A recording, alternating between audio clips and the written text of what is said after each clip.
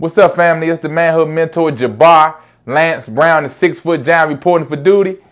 Yes, sir. Hello. And today's lesson, lunchtime, leisure time, or learning time, right?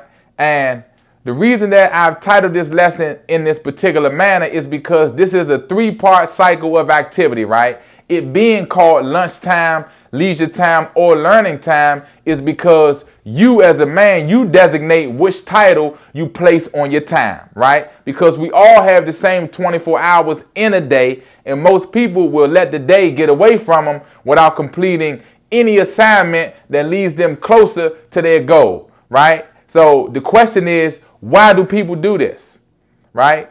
Why do people allow the day to get away from them without completing any task? It's because most people do not associate their time spent on lunch and the time spent on leisure as it being the perfect time for you to go and learn something.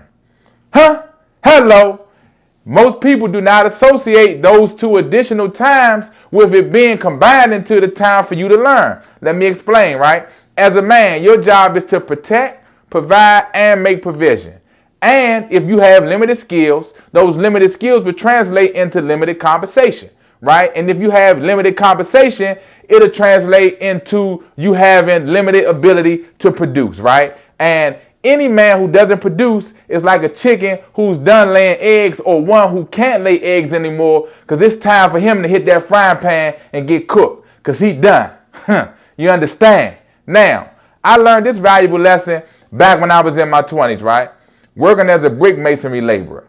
And instead of having lunch with the rest of the crew or the foreman, I would sit in my car and have lunch by myself and study, right? I would sit in my car and read books, right? I would sit in my car and consume other literature that would sharpen my mind, broaden my perspective, and better prepare me for the future that I was building.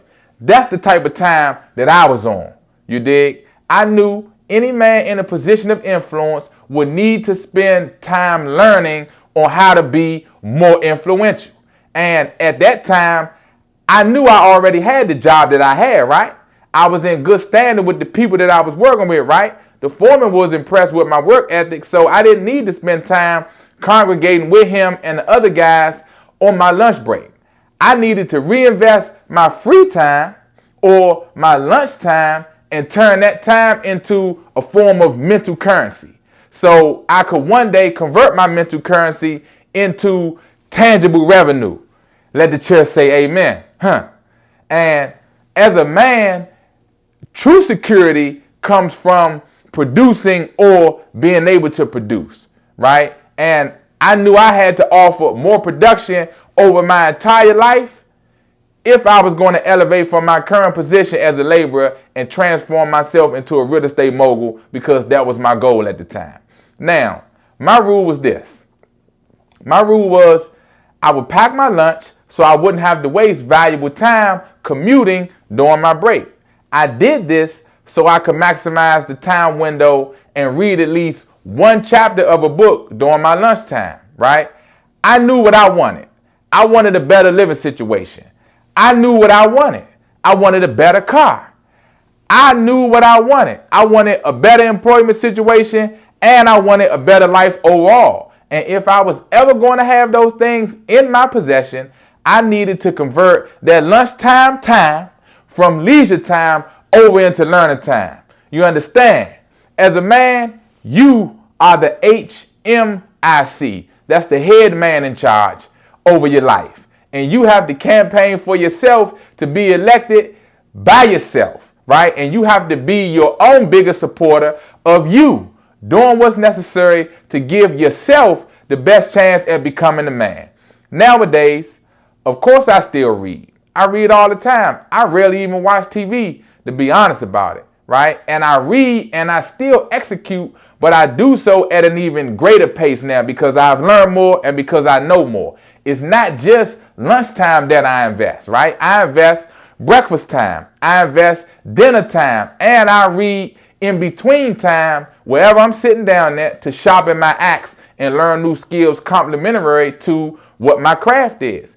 And you should be doing the same thing. You should always be thinking about what type of man you want to become in this world. And who do you want to be? Not only for yourself, but for others, right? Because when you draw that conclusion, then it's time to consider the amount of skills and expertise that'll be required to perform at that level. Now we got to go out and actually do it. We must perform like men, and we must prepare to perform like the man that we say we want to become. Hello. Men who are doctors, lawyers, athletes, entrepreneurs, business owners, high-level managers, and influencers alike all have to abide by this same creed. All these types of men have figured this one thing out. We have figured out how to use this minor adjustment and reclaim more of our time throughout the day, right? We do so by using that additional window of downtime to increase our learning. And if you apply the same principle of reclaiming your leisure time and converting it into learning time, it will help to accelerate your development in the position of manhood as well. There is no power or influence given to the man who doesn't know what he's doing. There's no power or influence given to the man who doesn't know what he's talking about. And there's no power or influence given to the guy who's unprepared to receive it. You understand? So that means that we have to get you prepared in every way possible for you to assume the position of a man, your God-given right. And as a man and as the man, you've got to show up and report for duty like a military general leading his battalion victoriously against any opposition. Look, champ, trust me when I tell you this here. There are forces and certain people who want nothing more than to see you fail. They do not want to see you develop into a God-fearing, God-loving man of integrity with good judgment and sound moral character.